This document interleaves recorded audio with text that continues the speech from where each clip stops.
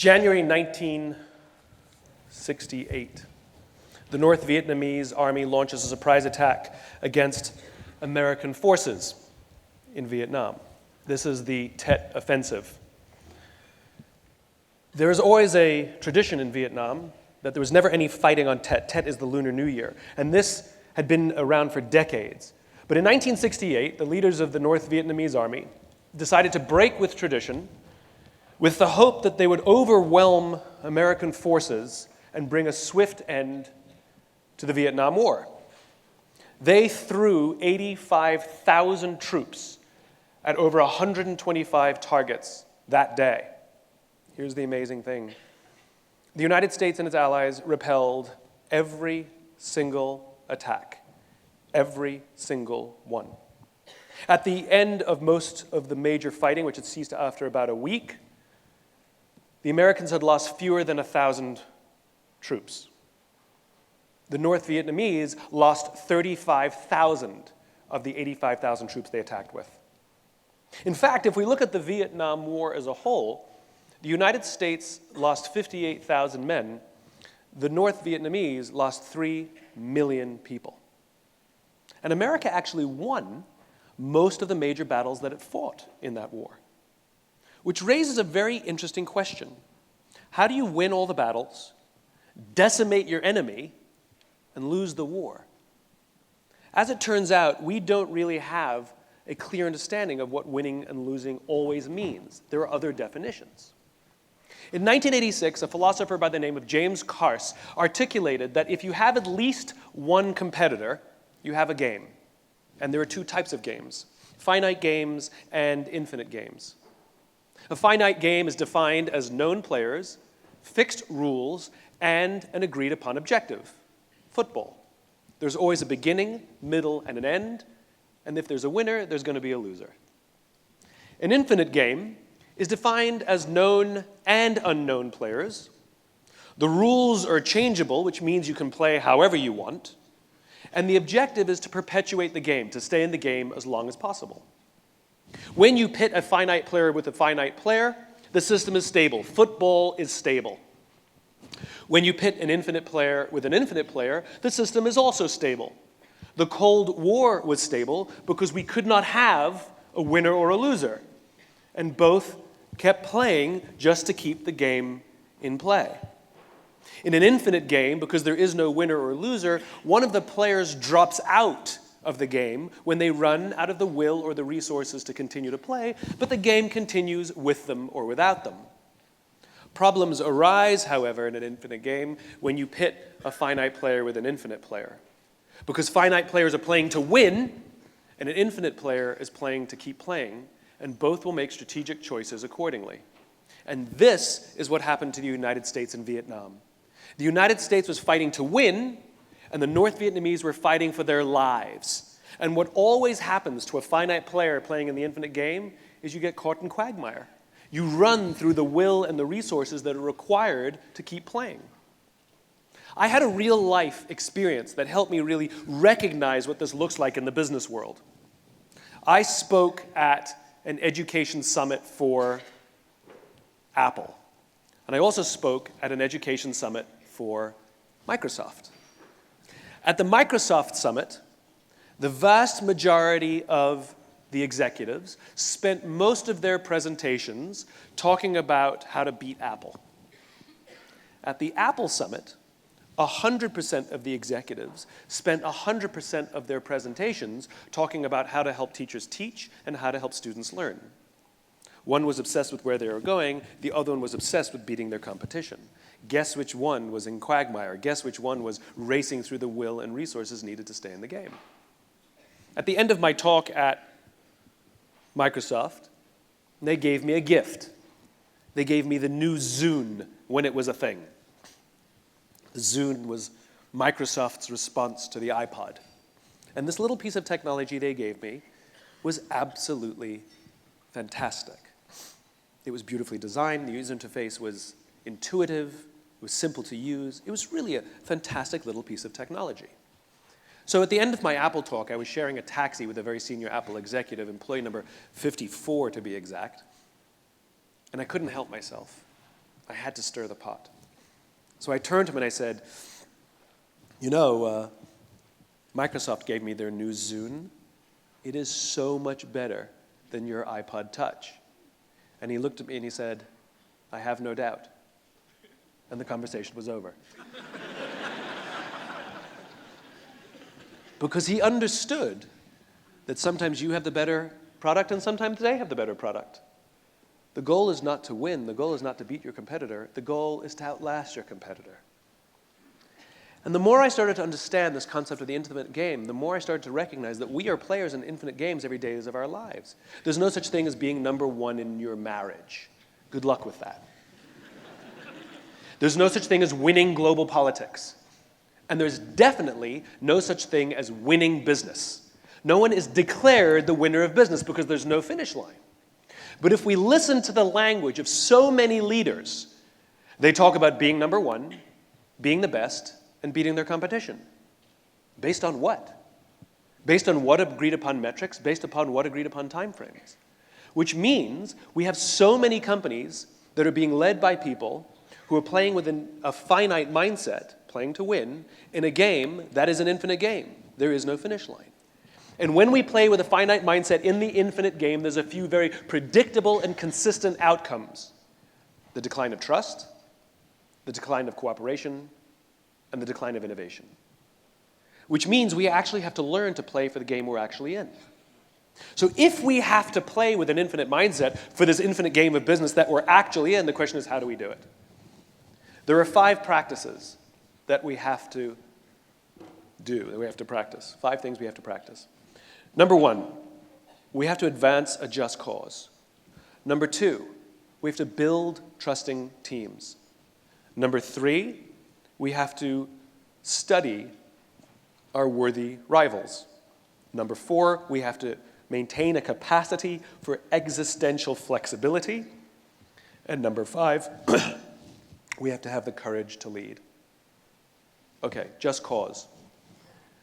A just cause is a cause so just, we would be willing to sacrifice our interests in order to advance it. Now, one of my favorite examples was written in the Declaration of Independence, which identifies the founding of the United States. And in this document, they envisioned a nation in which all men are created equal, endowed with certain unalienable rights, amongst which include life, liberty, and the pursuit of happiness. In other words, what they were doing is envisioning an idealized state of the future that for all intents and purposes is actually unachievable. But they will die trying, and that's the point. It's about advancing towards it. Winning the Revolutionary War was just one of the finite victories required to get upon their journey. But then the hard work begins. And for over 240 years, America has been trying to get closer and closer and closer to this ideal. And that's what a just cause is. It's a vision of the future so compelling, so just, that we would be willing to sacrifice in order to advance it. Now, in the business world, having a just cause, we can call it a vision if you like. The reason I like the word just cause better is because the word vision has no standard definition. We call it vision because you have to be able to see it, something distant in the future, so clear that the rest of us can imagine it as well. Unfortunately, it's become used synonymously with long-term goals. Our vision is to improve top-line revenues by €1 billion by 2025. That's not a vision. It's just a big goal. Towards what? Why do you need to achieve those top-line revenues? To what end? What are you trying to advance? That's what the just cause is. And sacrifice doesn't always have to mean your life. It could mean working late hours, turning down a better-paying job offer because you want to continue to work here, frequent business trips where you miss your family. You may not like these things, but they feel worth it. And that's the point of having a just cause. It gives people something to belong to. And this is why innovation happens. We can't tell people be more innovative, but we can tell them to figure out ways to move the organization closer to this ideal. And all the greatest organizations, the ones that we admire, the truly innovative organizations, compel their people to try and figure out ways to get closer and closer to a broader ideal. When Steve Jobs and Steve Wozniak founded Apple, they had a vision, they had a just cause, to empower individuals to stand up to Big Brother, to give individuals the power one day to compete with a corporation. which is why they were so enamored by the personal computer, because it gave individuals power that they didn't previously have. Do you know that Steve Jobs came up with none of the products that Apple sells? None of them. He told his people to advance that cause, and they found the ways in order to empower individuals or challenge the status quo. The iPhone is not special because of the flat screen. What's special about the iPhone is that it completely changed the business model, giving the power back to us, back to the consumer. The way that that industry used to work is that the mobile phone provider, T-Mobile, would tell the cell phone manufacturer, Samsung, LG, what the phone is going to do. That's how it used to work. Apple showed up and said, we're going to tell you what the phone's going to do, and you're going to provide it. Because Apple put the consumer at the front of the development of the phone. And the reason AT&T had an opportunity to have an exclusive contract was because they were the only ones that said yes. Apple offered their product and their business model to everyone who wanted it. Again, empowering the individual so that we get to have what we want, not get told what we want. This was what profound innovation looks like when we give people a just cause. If you want to play in the infinite game of business, you must give your people a just cause. Number 2, trusting teams. I went on a business trip to Las Vegas, and I stayed at the Four Seasons. They put me up at the Four Seasons out there, which is a beautiful hotel. And the reason it's a wonderful hotel is not because of the fancy beds. Any hotel can buy a fancy bed. It's because of the people who work there. That when you walk the halls of the Four Seasons and someone says hello to you, you get the distinct feeling that they wanted to say hello, not that they were told to say hello. We're highly attuned social animals. We can tell the difference. They happen to have a coffee bar in the lobby of the Four Seasons in Las Vegas, and one afternoon I went and bought myself a cup of coffee, and there happened to be a barista working that day named Noah. Noah was funny and charming and engaging, and I stood there for far too long talking to Noah because I enjoyed talking to him so much. And as is my nature, I asked Noah, do you like your job? And without skipping a beat, Noah said, I love my job. Now, in my line of business, that's significant. Like is rational. I like the people I work with. I like the work that I do. I get paid well. I like my job. Love is emotional. It's a higher order connection, right? Do you love your wife? I like her a lot, right? Not the same. Noah said, I love my job. So immediately my ears perked up. Immediately I followed up and I said, Noah, tell me specifically what it is that the Four Seasons is doing that you would say to me you love your job. Without skipping a beat, Noah said that throughout the day, managers will walk past him and ask him how he's doing, ask him if there's anything that he needs to do his job better, not just his manager, any manager. And then he said, I also work at another hotel, and there the managers walk past us and catch us when we're doing things wrong. There, they want us to make the numbers and perform, and I just keep my head below the radar, and I want to just get through the day and collect my paycheck. He said, only at the Four Seasons do I feel I can be myself. Now remember, this is the exact same human being in two different leadership environments, and my experience of him will be profoundly different, not because of him, but because of the place that he works, because the people who lead him. I get this question all the time. Simon, how do we get the most out of our people? People are not a towel. We can't wring them out. We can't get the most out of them. It's a flawed question. The correct question is, how do we create an environment in which our people can work at their natural best? And the answers will be profoundly different. So often we think the failure of performance is because of the person, and we rarely ever think to consider the environment in which our people are working. And this is the point of leadership. Leadership is the profound responsibility to see that those around us rise. Leadership is not about being in charge, it's about taking care of those in our charge. And this is a fascinating misconception. Because if we are to play in the infinite game, we have to create an environment in which people feel like they can trust each other. be on trusting teams, and it is a leader's responsibility to build those trusting teams. We all know what it feels like to be on a trusting team. We've all been there. It's when we can raise our hand and say to our colleagues or our boss, I made a mistake. Or I'm having trouble at home, it's affecting my work. Or I don't feel like I can do the job you've asked me to do, I need more training. Or I'm scared. Or I need help. Without any fear of humiliation or retribution. In fact, we say these things with absolute confidence that someone will rush in to support us. In other words, we're comfortable being vulnerable. This is what it means to be psychologically safe. It means we're willing to share with people our weaknesses. I made a mistake. I don't know what I'm doing. I need help. Because if we don't work on a trusting team, what we're asking our people to do is come to work every single day and lie and hide and fake. To hide mistakes for fear that it'll make them vulnerable the next round of layoffs. To never admit that they don't know what they're doing for fear that it'll get them fired.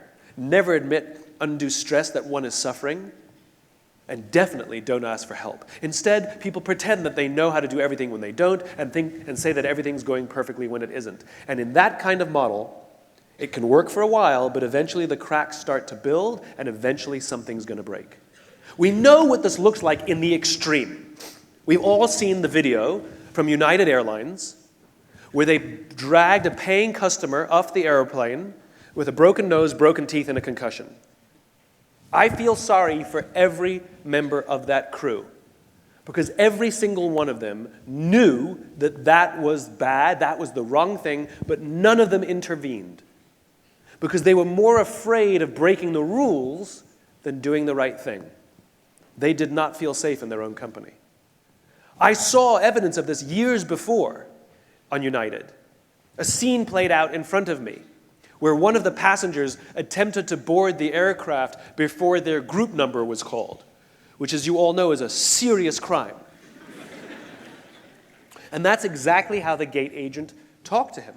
Sir, I haven't called your number. Please step aside and wait till I call your number, is how she talked to a paying customer. So I spoke up. I said, why do you have to talk to us that way? Why can't you talk to us like we're human beings? And she looked me in the eye and said, sir, if I don't follow the rules, I could get in trouble or lose my job. All she revealed to me is that she does not feel safe in her own organization. She feels that she has no discretion to make decisions, and she is not trusted to do the job for which she's been trained to do. And guess who suffers? Customer, company, and employee. The reason we love flying Virgin, for example, is not because they have some magical formula to hire the best people. It's because the people who work there feel psychologically safe when they come to work. They feel like they have discretion, that they can make decisions. And guess who benefits? Customer, company, and all the people who work there. If you want to play in the infinite game, we have to commit ourselves to building trusting teams. It's essential. Number 3, study your worthy rivals.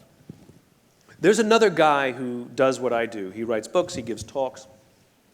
He's extremely well respected. He's very good at what he does. I respect his work a great deal, and I absolutely hate him. He's never done anything to me. He's always been very cordial whenever I've seen him professionally. I just have an irrational hatred of him. And because of my irrational hatred of him, I'm really competitive with him. So I will regularly go online and I will look at my book sales rankings, and then I will immediately look at his. I don't look at anyone else's, just his. And if I'm ahead, I'm smug. And if he's ahead, I'm angry. So, not too long ago, we were both invited to speak at the same conference, on the same stage. And I don't mean like me in the morning, him in the afternoon. I mean, we were going to be interviewed together at the exact same time. And the interviewer thought it would be fun if we introduced each other.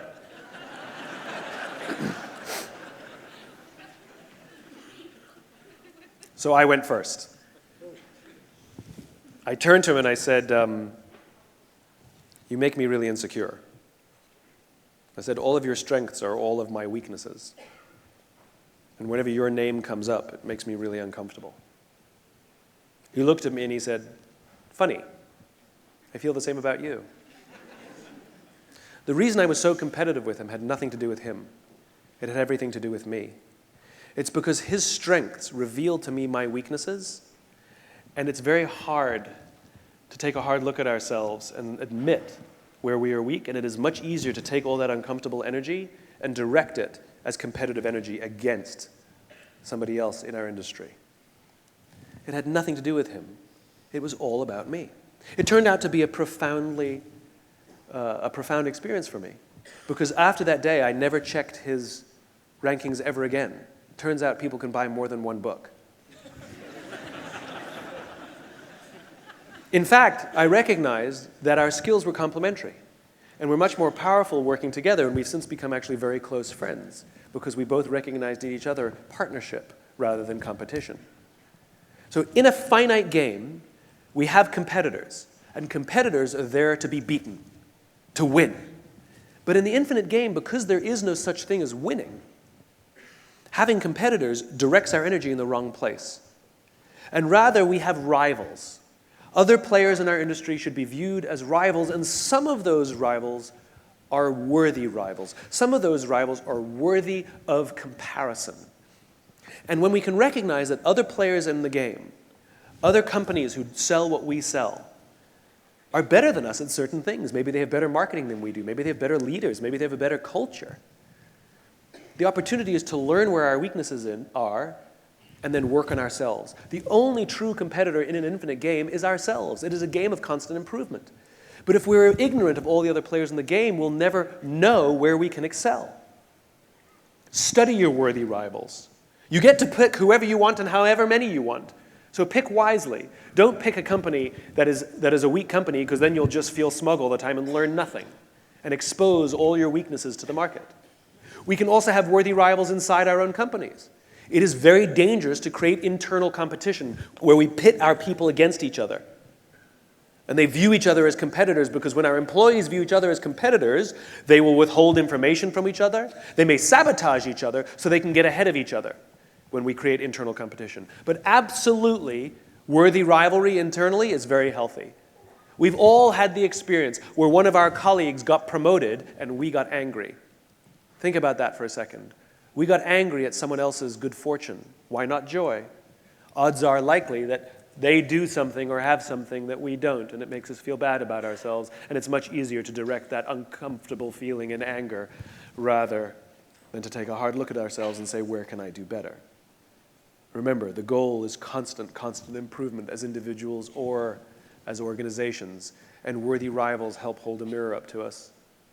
If we're obsessed with winning, it can sometimes lead us down a dangerous path where we become obsessed with tripping the other players. It's like running in a race, obsessed with winning. We may trip the other runner just so that we can win, and we will win the race, but we're still a slow runner. And yet, in this race, there is no finish line, because we have to keep running and running and running and running and running. I'll give you a great example of the danger and value of worthy rivalry.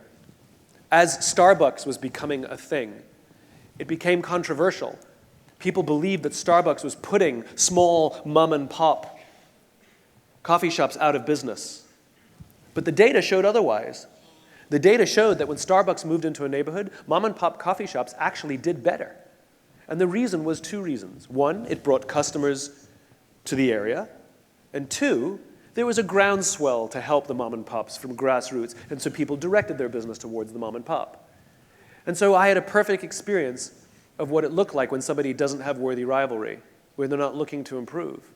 You see, I'm lactose intolerant. I can't have milk. I need soy milk or some milk alternative. And I wanted to give my business to the small mom and pop. And I would walk in and say, do you have any soy milk? And they would say no. And I'd walk across the street to Starbucks because they had it. In other words, they refused to improve their product. And they were used to having an old beat-up couch. And when Starbucks moved in with beautiful shops, they didn't bother replacing their couch. And so we all went for the better business, and it put them out of business. They put themselves out of business because they refused to compete. We're seeing the same thing with Uber right now. Taxi companies that have had a virtual monopoly are suing or complaining or demanding legislation against Uber. Well, I've got news for them. It's not the app. You can make an app to hail a taxi. It's that the product is substandard, because when you have no rivalry, you have nothing to push you to be better, you get away with having a bad product. I live in New York City. Taxis are terrible. Ubers are great because it's a clean car with a nice driver. Really simple.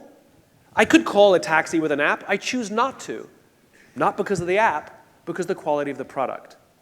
Having a worthy rival is there to help us see our weaknesses so that we can provide a better service, a better culture, whatever it is that we need to improve. Study your worthy rivals. Be grateful for them. And when one of them drops out of the game, find another one. Number 4, a capacity for existential flexibility. This one's a doozy. So the best example of existential flexibility I can give you happened in 1979, 1980. So in December of 1979, Steve Jobs and some of his senior executives went on a tour of Xerox PARC. Xerox PARC was Xerox's R&D division out in Palo Alto, California. Apple was already a big company. They already had the success of the Apple I and the Apple II. Steve Jobs is already a famous CEO. And while they're at Xerox PARC, Xerox shows them something they invented called the graphic user interface. Now remember Steve Jobs' just cause to empower individuals to stand up to Big Brother. And he sees this graphic user interface that allows a computer user to move a mouse, to move a cursor across a desktop so we can click on icons to work the computer. And he sees this as a profound technology that could empower way more individuals. In other words, you didn't have to learn a computer language anymore.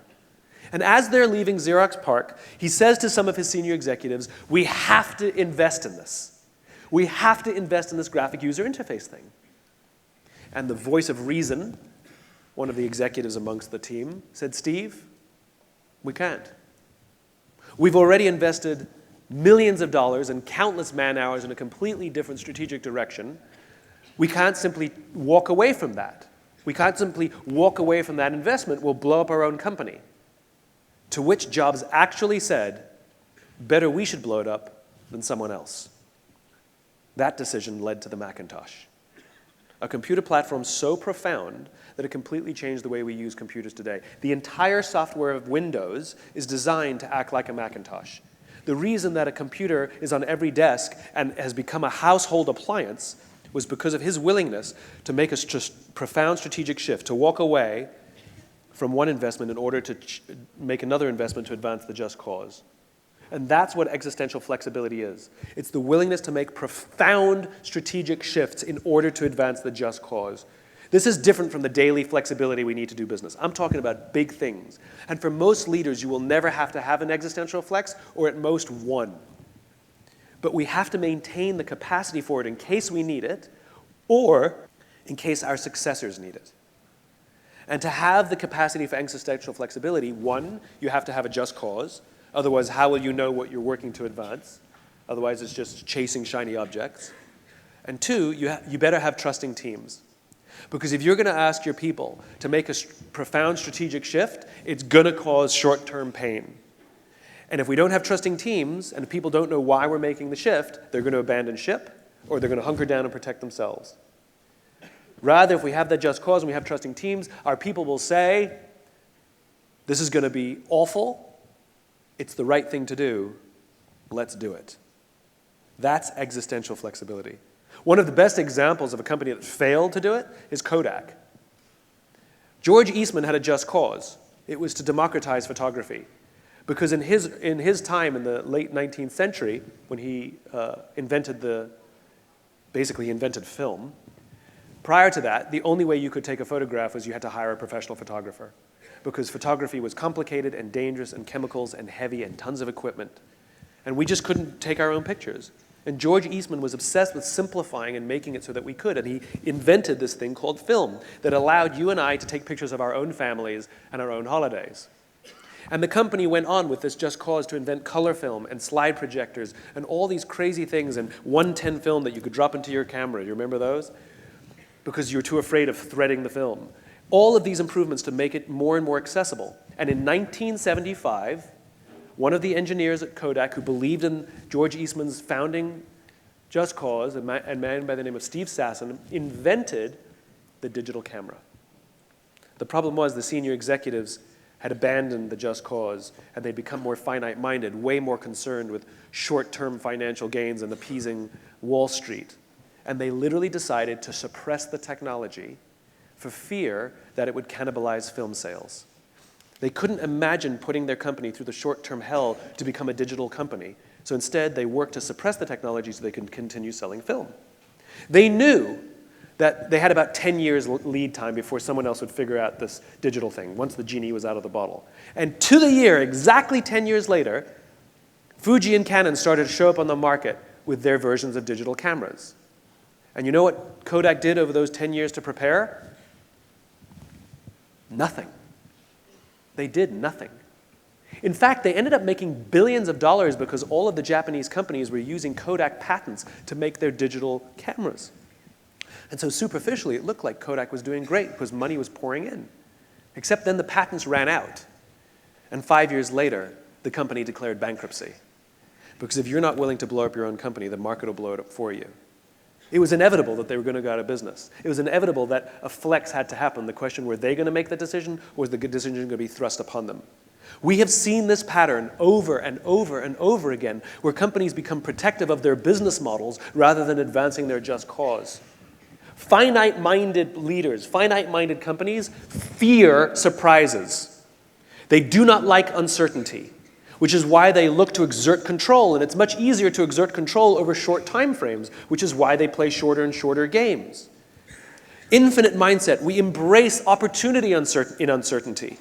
We love surprises because in an infinite mindset, we see all the possibilities in uncertainty rather than fear it. And this is what the Kodak people didn't understand. They put themselves out of business. And as I said, we've seen this over and over again, the protection of small business models at the expense of advancing a cause. Why is it that Apple invented iTunes and not the music industry? Why is it that Amazon invented itself and the e-reader? They invented the Kindle and not the publishing industry. It's because the publishing industry was too busy trying to sell books rather than find new ways to help people read. Why is it that Netflix invented itself and not the television and movie industry? It's because they were too busy protecting their old business models that they completely missed the opportunity. Do you remember Blockbuster? Blockbuster was the only legitimate national and international video rental chain. It was the 800-pound gorilla. And when Netflix showed up, it was this rinky-dink little company, but it had a new business model called subscription. Do you remember we used to get DVDs in the post? You could keep them as long as you wanted. And we knew streaming was coming. The technology wasn't there quite yet, but we knew it was coming eventually. And the CEO of Blockbuster went to the board and said, we need to explore the subscription model. And the board would not allow him to explore subscriptions. Do you know why? Because they made 12% of their revenues from late fees. Blockbuster doesn't exist anymore. Literally gone. Because they were more preoccupied with protecting their short-term revenue stream than they were seeing what was the future and advancing something more noble than simply selling a product. It's existential because it is literally a matter of life and death for your company. Do you have a capacity for existential flexibility? And finally, number 5, the courage to lead. This shouldn't have to be on the list, but it is. Because every single thing I have explained to you is unbelievably difficult. It is so much easier to advance short-term goals. It's exciting. We can bonus people. We can have the thrill of the game than it is to advance a just cause. But the infinite game is not simply a series of finite games. That gets exhausting. I see this with a lot of senior leaders, believe it or not, that they've been doing the same rat race over and over again, and it becomes thankless, and they feel like this is pointless. And they've made a ton of money, and they've accumulated a lot of authority, and yet, for some reason, the joy of work has completely disappeared because they're not asked to advance anything anymore. Advancing a just cause is difficult. Building trusting teams is really hard. It's like being a parent. It means we have to show up to work every day more invested in the lives of our people than in ourselves. That's hard work. It's thankless work. It's lonely work. Not everybody's cut out for it. It's 24 hours, 7 days a week. That's what leadership is. And yet that is the job of good leadership. It's so much easier to just hire and fire people at will, and if they don't make their numbers, fire them. If they do make the numbers, promote them. Good leadership is hard. Worthy rivalry, the thrill of competition, way more fun than having to take a look at ourselves and say, I suck. I'm no good. I need to work on myself. I better fix this. It's way more easier to just try and beat somebody else. Way easier. Existential flexibility, who cares? Literally, I won't be around when the company collapses. Kodak, every single one of those executives who suppressed that digital technology, every single one of them had retired by the time Kodak declared bankruptcy. They made massive bonuses on all the revenues they were making from those patent royalties. Is that responsible business? You can run your business however you want. You have to have the courage to lead, which begs the question, where does courage come from? I don't believe that courage is some deep internal fortitude. I believe courage is external. It's like jumping out of an airplane. You don't have the courage to jump out of the airplane. What gives you the courage to jump out of the airplane is the parachute on your back. A world-famous trapeze artist would never try a brand new death-defying act for the first time without a net. It's the net that gives them the courage to try something new. And if you've ever met anybody in the military, they don't run towards the sound of the gun for God and country. It just doesn't happen. It's the person to the left of them and the person to the right of them. It is a deeply human experience. I've met people who literally risked their lives. They did not believe they would survive in order to save the lives of others. And I asked them, you have a family, you have children. No one would have ordered you to do what you did. No one would have faulted you if you didn't do what you did. Why did you do it? They all say the same thing, because they would have done it for me. The courage came from the belief that someone has our backs. And that same courage, those same relationships are required if you want to play in the infinite game. We have to look after the people around us. We have to nurse our relationships. Because when times are tough, when we doubt ourselves, when things go wrong, when we're forced to take a step back, when we are beaten down, we need someone in our lives who says, I believe in you. I've got your back. If this whole thing goes south, don't worry, I'll still be here. You got this. You got to do this. That's the courage to lead. Are we helping others maintain the courage to lead?